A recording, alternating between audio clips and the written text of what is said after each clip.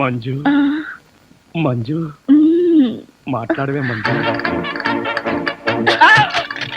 ఎంత ధైర్యం నీకు? కాలు జారితే మాత్రం నా మీద పడతావా? కాలు జారడం ఏమిటి? కావాలనే పట్టుకుంటేను చెంప పగల కొడతాను. నా చెంప పగల కొడతావా? అవును. ఒకసారి వెనక్కి తిరిగి చూడు, నీ పరిస్థితి ఏమిటో. నా పరిస్థితికే సారీ మేడం, తప్పైపోయింది. జీవితంలో మొదటిసారి కాలు జారి మీ మీదే పడ్డాను. చెప్పిన సారీ చాలు గాని బుద్ధిగా పంచే. అలాగే.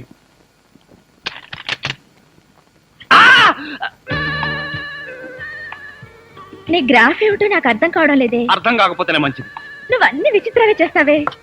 ఈ మధ్య చేయడం మానేశానండి. కాలు జారి అక్కయ్య మీద పడ్డావా? ఆ పడేదేదో అలాంటి పెళ్లి కాని పిల్ల మీద పడొచ్చుగా. అదేంటి పెళ్ళైన వాడి మీద పట్టాం అసహ్యంగా? మీరు భలేవారండి. మీద పడే ముందు మీకు పెళ్ళయిందా అవలేదా అని అడుగుతామా? కాలు జారుతుంది, పడిపోతాం అంతే. నేను నిన్ను స్టడీ చేస్తూనే ఉన్నాను. అయితే దొరికిపోయానా? దొరక్క ఎక్కడికి పోతా? అయినా కవ్వించే ఆడపిల్ల ఎదురుగా ఉంటే నీకెప్పుడు నోరూరలేదా? ఆడపిల్లని చూస్తే నోరూరలేదు కానీ అల్లపచ్చడి చూస్తే మాత్రం 4-5 సార్లు నోరూరింది. నీ ఊరగాయ రొమాన్స్ నువ్వు. రాజా, ఏంటి ఫ్లోర్ కడుగుతున్నావా?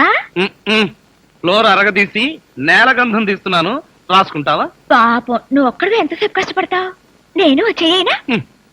చెయ్యొద్దు గాని కడిగిన చోట కాలు వేయొద్దు, మళ్ళీ కడగలేక చావాలి. నువ్వెప్పుడు అంతేలే గాని తప్పుకో. ప్రియా, నేను చేసేదే పాత చెప్పులకు సేలలు కొట్టే పని. దాంట్లో కూడా నీ కాంపిటీషనా? నా బతుకు చెడగొట్టద్దమ్మా. నువ్వు చేస్తే ఒకటి, నేను చేస్తే ఒకటా?